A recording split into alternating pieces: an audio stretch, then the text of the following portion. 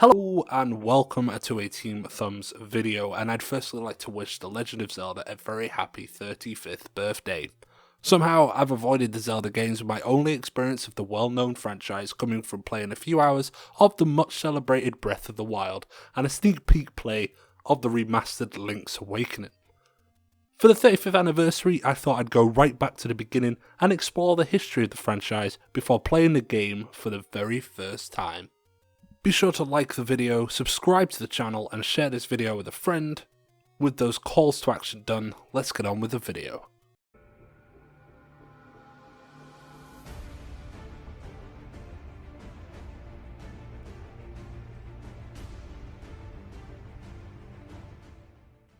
Originally released on the 21st of February 1986 in Japan on the Famicom Disk System as a launch title, The Legend of Zelda can be viewed as an early forerunner of the modern role-playing game.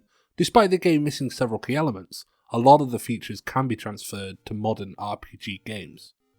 The Legend of Zelda started the series, which now features heavily in the Metacritic's list of top games. No fewer than 6 Zelda titles feature in the top 50, with The Legend of Zelda Ocarina of Time sitting on the top of the pile, with an eye-watering score of 99. The game was directed and designed by Shigeru Miyamoto and Takashi Tezuka, with Kaiji Teru, a writer for the animes Dragon Ball and Dr. Slump, writing the backstory for the game's manual. Development of the game started in 1984, with work running alongside 1985 Super Mario Bros. When Mario was linear, Zelda was not. The players of Zelda had to decide what to do next. When it came to the North American release in August 1987, The Legend of Zelda was released on a Nintendo Entertainment System with a beautiful looking gold coloured cartridge. The game was the first to sell 1 million copies on the NES, with more than 6 million copies being sold worldwide to date.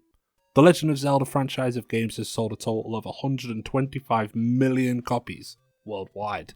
The game itself was the first game to allow saving on a console, with the game having rewritable discs to save player progression, rather than the traditional passwords.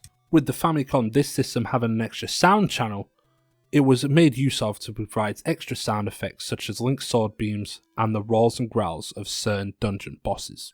The game has been re-released a few times, with the games coming out on the GameCube and Game Boy Advance. You can also find it on the Wii, Nintendo 3DS and Nintendo Switch virtual consoles. So with the backstory done, let's move on to the gameplay itself. I'll tell you straight off that they weren't joking when they say how non-linear this game is. An old man gives you a sword and ushers you on your way. All you know is that Princess Zelda has been kidnapped and you have to find the 8 pieces of Triforce that she scattered to stop the evil Ganon, who I still mistakenly call Gammon, from using them. You have no clue where Zelda is, or where the pieces of Triforce are. All you get is an old man who gives you a sword and then you're on your own. Like I said, they really weren't joking when they said this game was non-linear. There's no instruction where you should start, and no map that I found to help you out.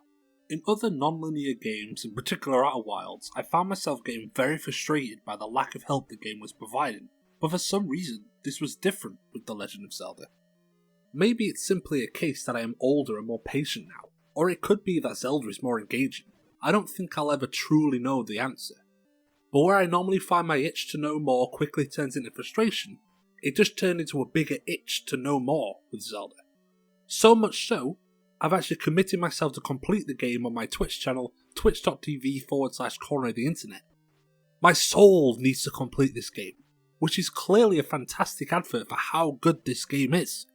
I'm excited to be starting my Zelda experience now, and even more excited to play the later releases to find out if everyone saying they only get better is actually telling the truth. The top-down camera seems to fit perfectly with the style of the game, and while I did play the game on Nintendo Switch, the graphics seemed great quality for the era we're talking about. The soundtrack is nothing less than an earworm, and doesn't get repetitive. I firmly believe soundtracks are an important part of video games, and Zelda certainly doesn't disappoint. I actually prefer the simple 1 or 2 button controls in these older games than the more complicated mapping you see nowadays, so control-wise I have no complaints with the game. Except I find it difficult sometimes to aim, but that's more of a irksome I'm bad at the game, rather than necessarily there being a problem with the controls themselves. The enemies are what you expect from this era of gaming and do the job they are there to do. I want to have a serious word with whoever thought of putting the enemies in the water because they drive me absolutely crazy. I may be joining the Zelda fan club in its 35th year, but I now see what all the hype is about. The Legend of Zelda has played a massive part in the history of video games and will continue to do so. Happy 35th anniversary, Zelda, and here's to hoping Nintendo give you the celebration you clearly deserve. Thanks for watching and listening. Don't forget to like, subscribe, and share this video with someone else. And until next time, remember, Spider-Man is the greatest game ever made.